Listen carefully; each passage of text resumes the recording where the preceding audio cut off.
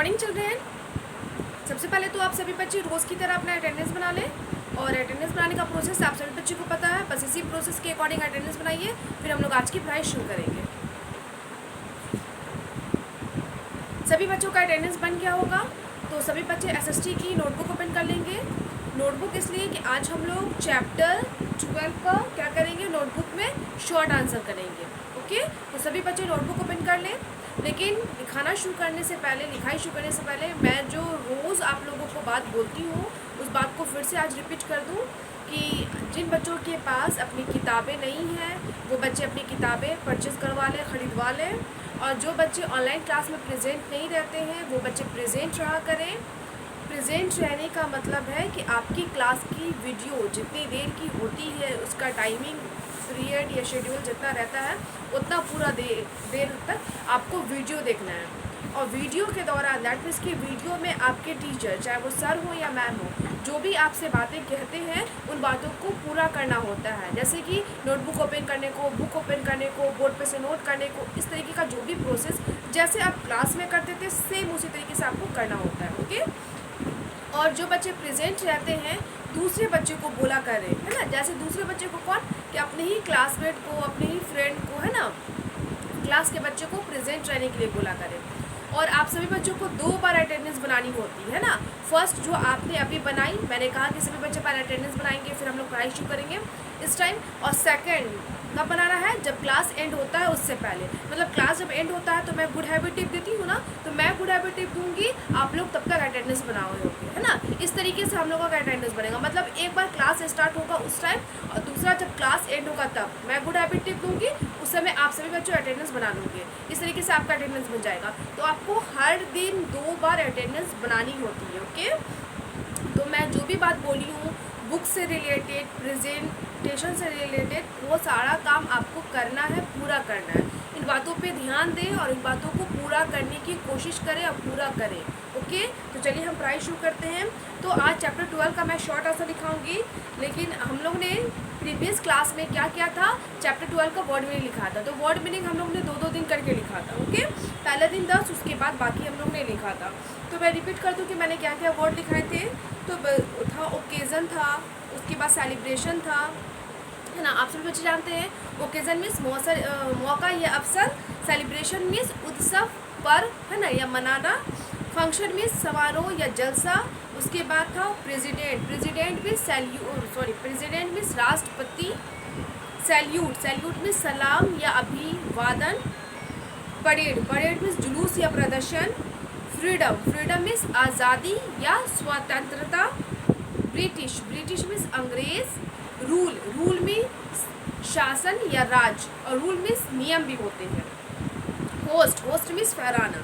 उसके बाद था एड्रेस मीन्स उसके बाद था नेशन मीन्स राष्ट्र।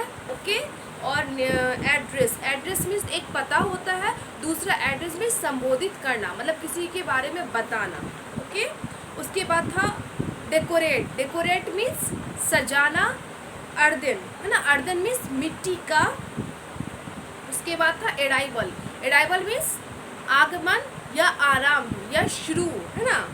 उसके बाद था विक्ट्री मीन्स विजय या फतह, मतलब विजय मीन्स जीत, फतह मीन्स जीत। इविल मीन्स बुराई, लॉर्ड मीन्स ईश्वर या प्रभु, डेमन मीन्स राक्षस या दानव या दुष्ट, इफिजी मीन्स पुतला या प्रतिमा। उसके बाद था फास्ट मीन्स उपवास या रोज़ा, फास्ट FAST, फास्ट मीन्स तेज़ भी होता है, लेकिन यहाँ पे फास्ट का मीनिंग है, देखिए एक वर्ड का बहुत मीनिंग होता है। सेंटेंस के अकॉर्डिंग, सेंटेंस वाक्यों के अनुसार वो अर्थ, वो मीनिंग चेंज हो जाते हैं, बदल जाते हैं।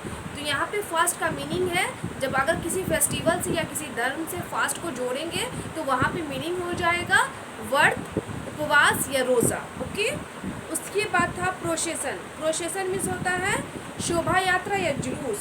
उसके बाद था गिफ्ट मीन्स उपहार या तोहफा या भेंट। एक्सचेंज मीन्स आदान प्रदान करना, मतलब अदला बदली करना। अरेंज मीन्स प्रबंध किया या व्यवस्थित।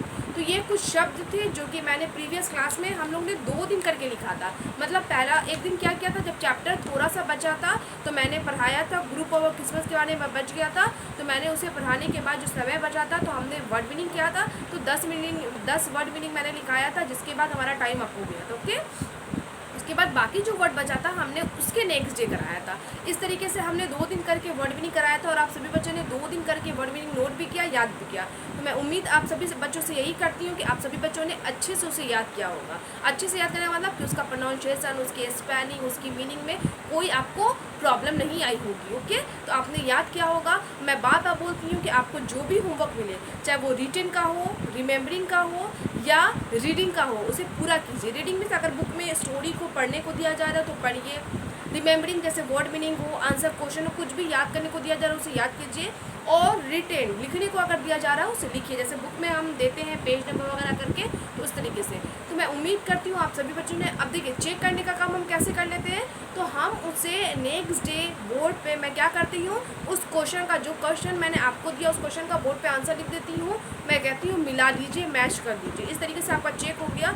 रिमेम्बरिंग का आप याद कीजिए और याद करने के बाद आप अपने घर में किसी को भी सुना दीजिए। उससे आपको पता चल जाएगा कि आपको कितना याद हुआ या नहीं याद हुआ, है ना, ये बातों का पता चल जाएगा।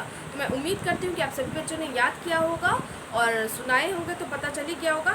आज मैं चलिए शॉर्ट आंसर लिखाती हूँ, तो सभी बच्चे नीट एंड क्लीन हैंडराइटिंग में नोट करेंगे और इसे भी याद करने के बाद अपने घर में जो आपकी पढ़ाई में आपकी मदद करता है, हेल्प करता है, आप उसे सुनाया कीजिए। और हाँ, आपको पहले तो नोटबुक ओपन करना है एसएसटी का। नोटबुक ओपन करने के बाद आप सभी बच्चों को क्या ध्यान देनी है कि जो पेज लिखा हुआ है उस पेज में अगर जगह बच रही तो उस पेज पे हम लिखेंगे। तो आपने वर्ड मीनिंग वाला पेज खोला होगा, चैप्टर 12 का जो वर्ड मीनिंग है, तो वर्ड मीनिंग वाले पेज में 3 से ज़्यादा लाइन है, इसका मतलब वो हाफ पेज है, तो आप बच्चे उस पेज का इस्तेमाल करेंगे। और जिनके नोटबुक में 3 या उससे कम लाइन है वो उस पेज को छोड़ के न्यू पेज का इस्तेमाल करेंगे, मतलब उसका बाद वाला पेज जो न्यू होगा उसका। ओके, हाफ पेज वाले बच्चे क्या करेंगे, तो पहले जो चीज़ लिखा हुआ है दैट मीन्स की वर्ड मीनिंग लिखा हुआ है उसके नीचे लाइन खींच देंगे स्केल की हेल्प से। ओके, उसके बाद एक लाइन में डेट, चैप्टर, रिमेंबर, दूसरे लाइन में हेडिंग, तीसरे लाइन से लिखना शुरू कर देंगे।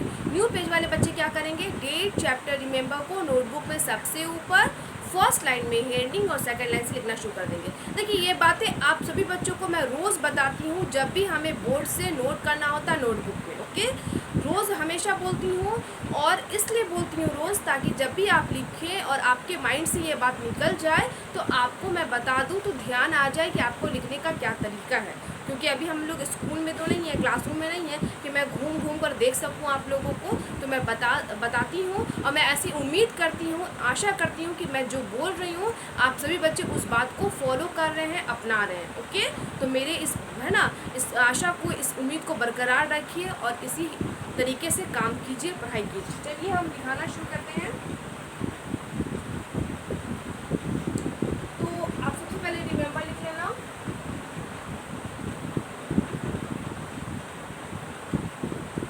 क्वेश्चन नंबर डी है, इसका हेडिंग है answer the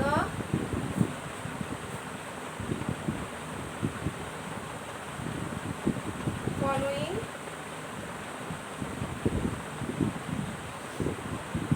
questions in one line. बोला है answer the flowing questions in one line, मतलब इन प्रश्नों का उत्तर हमें एक लाइन में देना है। आप एक लाइन समझ ही गए होंगे सभी बच्चे, क्योंकि काफ़ी मतलब चैप्टर 1 से ही हम ये सेंटेंस पढ़ते हुए आ रहे हैं, लिखते हुए आ रहे हैं। वन लाइन दैट मीन्स की वन सेंटेंस, एक वाक्य। ओके, तो चलिए हमारा क्वेश्चन क्या है वो देखते हैं। क्वेश्चन है व्हेन डू वी सेलिब्रेट, यहाँ पे इंडिपेंडेंस नहीं आएगा इसलिए मैं इधर लिख रही हूँ independence, INDEPENDENCE, independence day. Okay, हमारा क्वेश्चन क्या है, when do we celebrate independence day.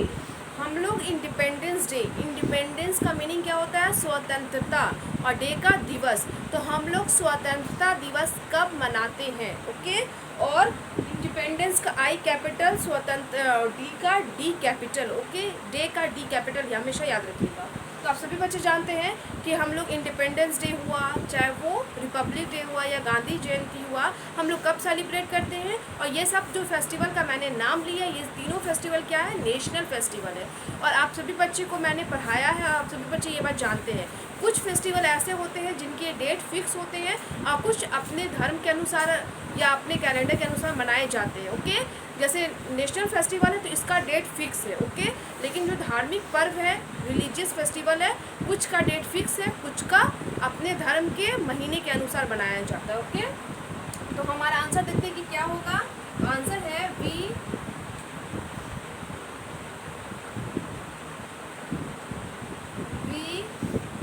Celebrate independence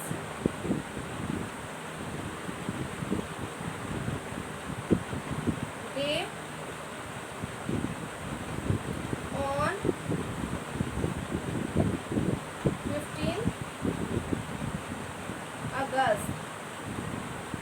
देखिए, क्वेश्चन हो या आंसर हो, किसी में भी इंडिपेंडेंस डे और अगस्त, ये सभी क्या है, इंडिपेंडेंस डे और अगस्त, ये सभी क्या है, नेम है। इंडिपेंडेंस डे फेस्टिवल का नेम है, अगस्त मंथ का नेम है, ओके। तो कोई भी नेम का पहला अक्षर क्या होता है, कैपिटल होता है, ओके। ये बात का आप हमेशा ध्यान रखिए। कोई भी नाम होगा, चाहे वो महीने का होगा, पर्व का होगा, इंसान का होगा, जानवर का होगा, किसी भी चीज़ का होगा, कोई भी नाम, ओके, उसका पहला अक्षर क्या होगा, कैपिटल।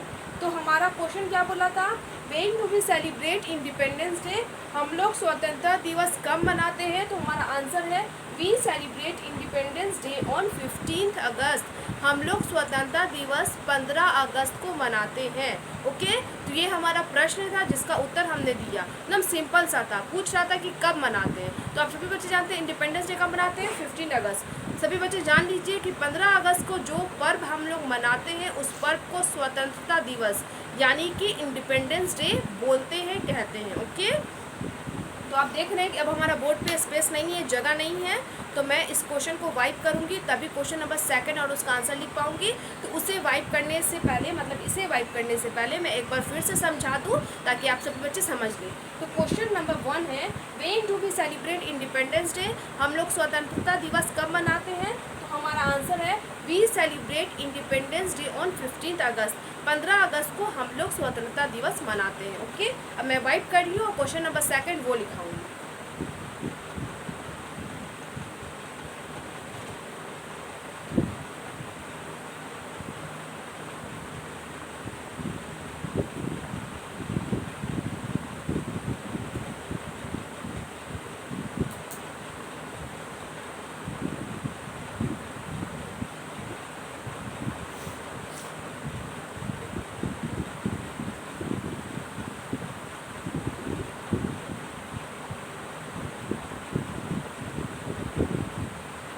क्वेश्चन नंबर 2 है, what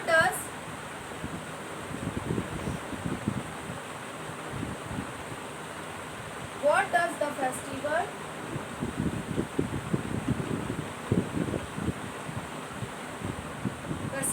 of Dussehra, DUSSEHRA, Dussehra mark.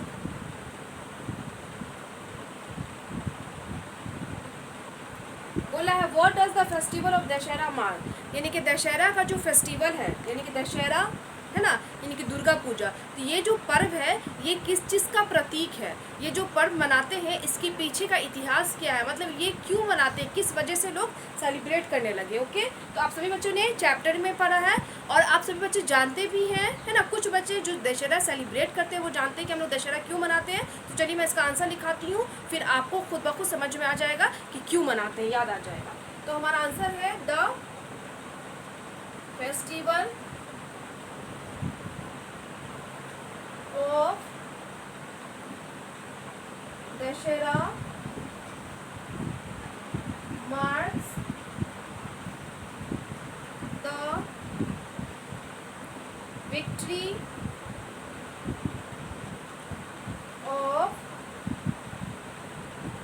good over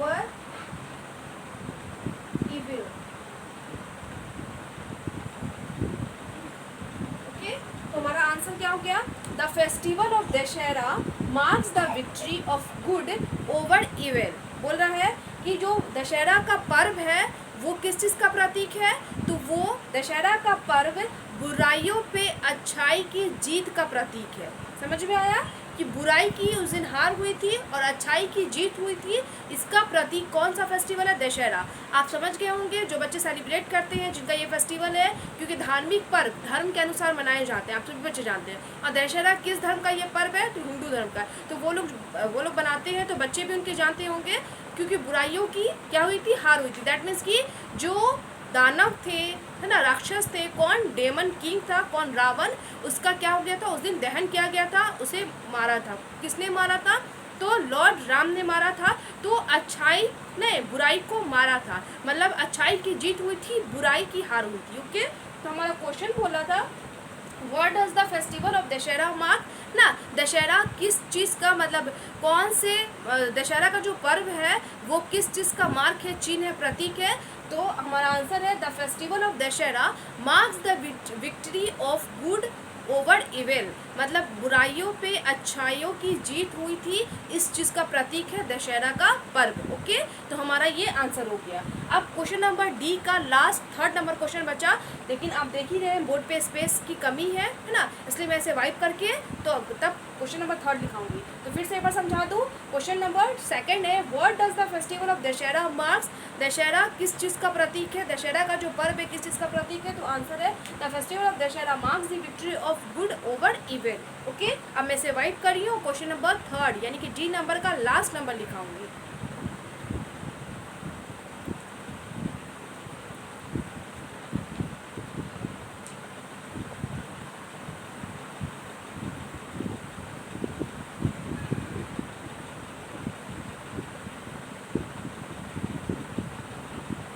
अब है क्वेश्चन नंबर थर्ड। क्वेश्चन है whose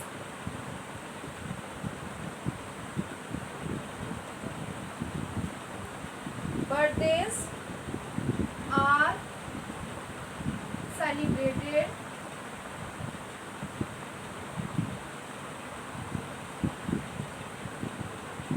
as group births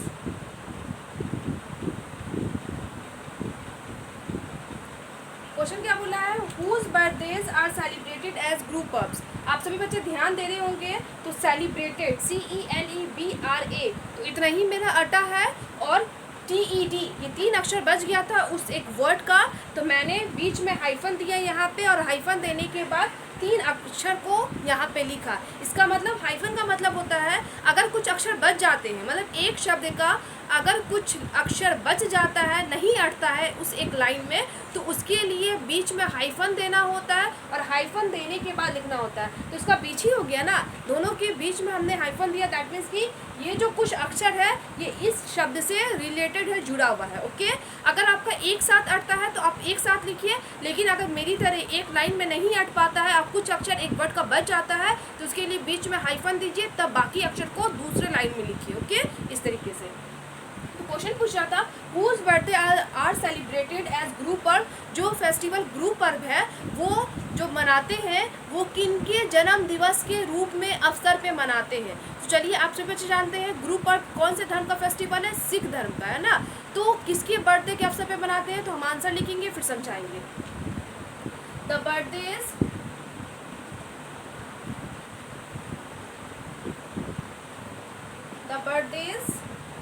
of 10 gurus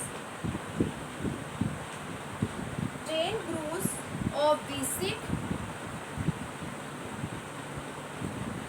Sikhs are celebrated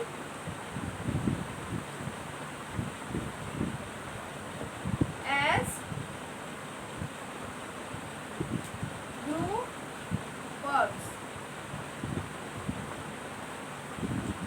answer क्या हो गया? The birthdays of 10 gurus of the Sikhs are celebrated as gurpurab. देखिए सिख का S capital होगा और ग्रुप पर्व का G कैपिटल होगा, चाहे वो क्वेश्चन में हो या आंसर में हो, ध्यान रखिए, क्योंकि ये नेम है, चाहे वो एक धर्म का नाम हो गया सिख और ग्रुप पर्व फेस्टिवल का नेम हो गया। ओके, तो क्वेश्चन क्या बोला था, whose birthdays are celebrated as gurpurab, है ना, किसके जन्म दिवस के रूप में हम लोग ग्रुप पर्व सेलिब्रेट करते हैं, मनाते हैं। तो हमारा आंसर है कि the birthday of 10 gurus of the Sikhs are celebrated as Gurpurab. Sikh लोगों के जो 10 गुरु हैं, उन 10वें गुरु के जन्मदिन के अवसरों पे हम लोग क्या बनाते हैं, गुरु पर्व का पर्व सेलिब्रेट करते हैं, मनाते हैं। ओके, तो क्वेश्चन क्या बोला था, whose birthdays are celebrated as Gurpurab. तो हमारा आंसर हो जाएगा the birthdays of 10 gurus of the Sikhs are celebrated as Gurpurab. Sikh लोगों के जो 10 गुरु हैं, उन 10वें गुरु का जन्म दिवस है, तो उनके जन्म दिवस के अवसर पे रूप में हम लोग क्या बनाते हैं, ग्रुप पर्व सेलिब्रेट करते हैं। तो हमारा ये क्वेश्चन कंप्लीट हो गया। ओके, मतलब चैप्टर 12 का क्वेश्चन नंबर डी हमारा कंप्लीट हो गया। ओके, तो ये तो हो गई हमारा ये। अब बुक वाले बच्चे पेज नंबर 72 ओपन करेंगे। ओके, बुक वाले बच्चे को मैं ये दे रही हूँ कि इसे याद कर लेंगे, हालांकि बहुत इजी है, याद करने के बाद आप ज़रूर बनाइएगा। और जिनके पास बुक नहीं है वो सिर्फ रिमेम्बरिंग का काम करेंगे, इसलिए मैं बार बार बोलती हूँ बुक परचेस करवा लें।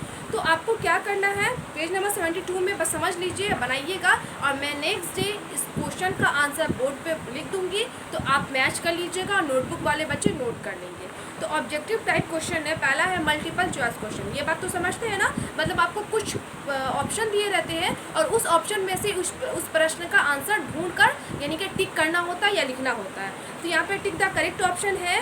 पहला क्वेश्चन है, a grand parade is held at Rajpath. Okay, Rajpath में, और हालांकि ये मैंने आपको पहले भी दिया था बनाने को, फिर से एक बार समझा दे रही हूँ। राजपथ पे जो ग्रैंड परेड होता है, किया जाता है, तो वो कब किया जाता है। तो ऑप्शन है Independence Day, Republic Day, Gandhi Jayanti और नन ऑफ दिस। ओके, तो इनमें से जो ऑप्शन सही लग रहा है उस पर टिक लगा दीजिएगा। नन ऑफ दिस का मतलब होता है, और आप सभी बच्चे जानते हैं, इनमें से कोई नहीं। ओके, उसके क्वेश्चन नंबर सेकंड है, the festival of lights is, रोशनियों का त्यौहार, लाइट्स मीन्स रोशनी हो जाएगा, रोशनियों का त्यौहार कौन से, रोशनियों का पर्व किस पर्व को बोलते हैं। तो ऑप्शन है दशहरा, ईद, होली, दिवाली। इनमें से जो आपको सही लग रहा है उस पर टिक लगा दीजिएगा। उसके क्वेश्चन नंबर थर्ड है, which festival marks the birthday of Jesus Christ. Jesus Christ कौन से फेस्टिवल का मार्क है, प्रतीक है, चिन्ह है। तो ऑप्शन है दशहरा, गांधी जयंती, क्रिसमस या गुरु पर्व। तो ये हमारा ये था, टिक द करेक्ट ऑप्शन बोला था। अब मैच दी फॉलोइंग है, उसे भी देखिएगा, Diwali, Holi, Guru Parv, Eid, Christmas. Column A में है, आपको लिखा हुआ नहीं है भले, लेकिन 1 2 3 वो कॉलम ए हो गया। ए बी सी वाला जो है वो गुलाल, चर्च, रंगोली, लंगर, सेवई, ये कॉलम बी हो गया। तो कॉलम ए वाले वर्ड को कॉलम बी वाले वर्ड से मैच करना है, और आपको बॉक्स जो दिए हैं उस बॉक्स में क्या करना है, तो कॉलम ए वाले का जो नंबर है, क्वेश्चन नंबर, तो पहले एक साथ एक सीरीज में लिख दीजिए 1 2 3 4 5। ओके, उसके बाद आपको क्या करना है, तो 1 को जिस वर्ड से मैच किए हैं उस वर्ड का ऑप्शन नंबर क्या है, उस ऑप्शन नंबर को लिख दीजिएगा। उसी तरीके से 2 को जिस ऑप्शन नंबर से मैच किए हैं वो ऑप्शन नंबर लिख दीजिएगा। इस तरीके से आपको लिखना है। अब देखिए क्वेश्चन नंबर सी, वो क्या है, answer the following questions in 1 और 2 वर्ड्स। मतलब इन प्रश्नों का उत्तर हमें 1 या 2 शब्दों में देना है। तो हमारा पहला क्वेश्चन है, name the goddess worshipped at Diwali. Diwali पर्व पे किस देवी की पूजा की जाती है। तो आप सभी जानते हैं दिवाली का जो पर्व होता है उसमें कौन सी देवी की पूजा करते हैं, तो वो वहाँ पे नाम लिख दीजिएगा। सेकंड क्वेश्चन है, which festival is celebrated after 30 days of fasting. कौन सा पर्व 30 रोज़े के बाद आता है, 30 दिन के रोज़े के बाद, 30 दिन के व्रत के बाद, 30 दिन के उपवास के बाद आता है, उस फेस्टिवल का नाम लिख दीजिएगा। उसके क्वेश्चन नंबर थर्ड है, whose birthday is celebrated on 25 December. 25 दिसंबर को किसका बर्थडे सेलिब्रेट करते हैं, किसका जन्म दिवस मनाते हैं। तो 25 दिसंबर को जो फेस्टिवल सेलिब्रेट करते हैं, किसके बर्थडे के अवसर पर सेलिब्रेट करते हैं, तो उनका नाम लिख दीजिएगा। तो क्वेश्चन नंबर ए बी मैंने पहले दिया था, तो बुक वाले बच्चे बनाए ही होंगे। क्वेश्चन नंबर सी बना लीजिएगा, जो बच्चे नहीं बनाए वो आज बना लेंगे। और आपका होमवर्क क्या हो जाएगा, रिमेंबर, है ना, and make in notebook. Okay, जो बच्चे को क्वेश्चन आंसर सभी बच्चों को याद करना है। Remember question number D of chapter 12, chapter 12 का क्वेश्चन नंबर डी सभी बच्चे याद कर लेंगे ये वाला।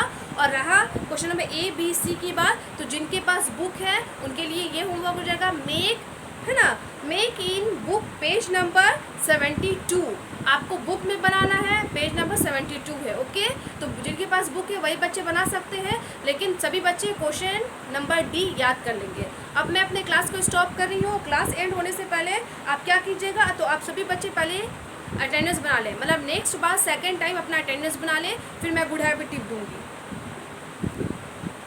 सभी बच्चों का अटेंडेंस बन गया होगा, और ज़रूर बनाइए अटेंडेंस, 2 बार अटेंडेंस बनानी होती है। अब मैं आज जो गुड हैबिट टिप दूंगी आज का, वो सेफ्टी रूल भी है। वो क्या है, नेवर बोर्ड ऑन और लीन आउट और a light from a moving bus. क्या बोला है, नेवर लीन, है ना, नेवर बोर्ड ऑन, है ना, मतलब नेवर बोर्ड ऑन और लीन आउट और अ लाइट, है ना, फ्रॉम अ मूविंग बस। मूविंग बस मतलब चलती हुई गाड़ी से, है ना, चलती हुई गाड़ी पे चढ़ना नहीं है, चलती हुई बस पे, है ना, झुकना नहीं है, और चलती हुई बस से उतरना नहीं है। ओके, आपको क्या बोला है सेफ्टी रूल, अगर बस चल रही है कोई भी गाड़ी, सिर्फ बस ही नहीं, ट्रेन हो, बस हो या कोई भी गाड़ी हो, तो चल रही है, अगर वो गाड़ी स्टार्ट है और चल रही है, तो ना ही हमें उस कंडीशन में चढ़ना है, ना ही उस कंडीशन में, है ना, उसके बाहर झुकना है, देखना है, और ना ही उस कंडीशन में हमें उतरना है।